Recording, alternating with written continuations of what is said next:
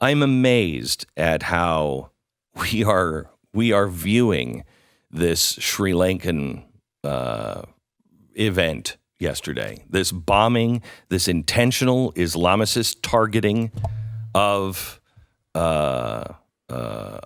churches. I guarantee you that there will be more ink spent on Glenn Beck being a conspiracy theorist by saying, I don't think this is, but if it's found out that it's Islamists that have set Notre Dame on fire, you probably won't know about it because nobody will want to engage in that and what would happen if Islamists actually burned down Notre Dame. They spent all last week saying what a conspiracy theory that was. No, that wasn't a conspiracy theory. ISIS has said Notre Dame is its number one target. ISIS has targeted that building twice. Now, they didn't do this. They didn't burn it down. But they even came out last week and still said they will not rebuild it. They're going to take that building out. So it's not a conspiracy theory. It is a collection of facts. And then you look at what's happening and you say, is this it or is this not it? As it turns out, as I said that day, this is not an Islamic terror operation. Now, we spent all that time last week on Notre Dame. And the only reason why they spent that time is because that building is iconic. It's the building. It's not what the building represents. It's the building. It's basically a tourist attraction to them. Correct. And a piece of history. Mm-hmm. There is something more to that building. It is, as Dennis Prager said in an article this week, it was an omen for Christianity in the West. Are you dead? It's burning itself down to the ground. Are you dead, Christians? Well, in Sri Lanka, it's not burning itself down to the ground. People actually have to risk their lives for what they believe in, and they did this weekend. And what was CNN's big angle? CNN's big angle was, did you notice that Donald Trump said that there were, 138 million dead? It was clearly a typo that was corrected immediately. What are you doing? Everything must be about Donald Trump. Every story. It's incredible. I mean, how about this? We spent weeks and weeks and weeks talking about the terrible shooting in New Zealand. And the targeting of Muslims. Targeting of Muslims. Because, look at the hatred that's going on towards Muslims. And, of course, that was true in that case, and it deserved a lot of attention. It was a terrible incident. But this one is... And very isolated in comparison to what's happening to Christians around the world. It really is widespread around the world with Christians now, and that's not something that gets covered. This is an incident that is, orders of magnitude larger. Yeah. It's a much bigger, death toll here. Mm-hmm. We're talking about 500 people injured, almost 300 dead in these 9 bombings so far. And that will, of course, increase, I'm sure, as we go forward. And let me ask you this, Stu.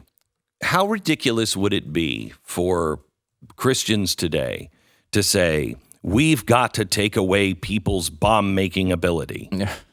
Stunningly, that's already been done. But it's ridiculous to think that. Okay, so Sri Lanka. Hard to get a gun in Sri Lanka, I imagine. Oh, yeah. You should see the process of it. And again, they took away all the guns they're taking away all the guns in New Zealand now. They've already passed all these laws to do so. The New Zealand situation is nowhere close to Sri Lanka. Sri Lanka, they got all the stuff that you could possibly want to ban guns, plus much, much, much more than has ever been presented here. And what happens? Well, now they just bomb 6 churches. times as many people are dead, right? Mm-hmm. And they were able to do this. This is not even a largely funded, it's a relatively unknown Islamic extremist group that is allegedly responsible for this. And yet they were able to kill 300 people in a country where not only can you not make bombs legally, but you can't possess firearms. I mean, I was looking at the report of this. It's actually incredible what you have to do. So not only there's no Second Amendment right to firearms, which of course is only in really 2 or 3 countries in the world actually have something similar to the Second Amendment, and they're all worse than ours as far as rights. But they don't do that, and they don't give you a license to buy firearms unless you can prove it's absolutely necessary to possess one. So what's that process like? Again, like there's not a ton of information. It's known to be very restrictive, but this is at least from there's a Quora article about this of someone who lived there and worked in the department. I don't know. I wouldn't base my legal rights on this particular article, but it is a fascinating one. So you go and you have to send an application to request a license to possess a firearm. Then you submit that, and then you have to give them all sorts of information. Once you submit it, they will attach their recommendation or disapproval letter, and that will be sent along to the Ministry of Defense. Again, this is just to get a gun. The Ministry of Defense will consider your application and will almost certainly reject it unless you make absolutely strong arguments on why you should be able to bear a firearm. If the Ministry of Defense decides to issue a license to bear firearms, they will decide which kind of firearm suits your case. Now, I mean, what's the situation? You have a legitimate security threat. Maybe you're some big celebrity. You're protecting a compound or something. They will sell to you. They will sell to you a model of firearm that they decide to sell you. You cannot buy firearms anywhere in Sri Lanka. How's that for restrictive? Once you get your arms on a firearm, you are not allowed to shoot it unless absolutely necessary. You have to report every single bullet shot by you. Oh my gosh. They also permit you to possess only a given number of bullets. How do you get proficient in it? You can only reobtain bullets. Reobtain is the word they use. From a licensed ammunition seller who is bound by law only to issue ammunition in an amount similar to the amount of cartridges or shells returned to them. Oh my! So you need to bring all your empty casings and shells and bring them in, and then say, "Here, I've got 45," and then you can buy 45. That's the process there. So they got a fever dream of like Bernie Sanders times Kamala Harris times Cory Booker as far as gun laws go. And then add in a dash of the Green Party and the Socialist Workers Party, like the most restrictive you could ever imagine. And what happens? 6 times as many people are dead in these attacks than the ones they were all saying were guns' fault last time.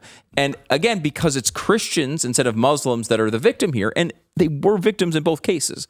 But the attention will not be paid upon the victims here because it just doesn't. Easter worshipers. Yeah.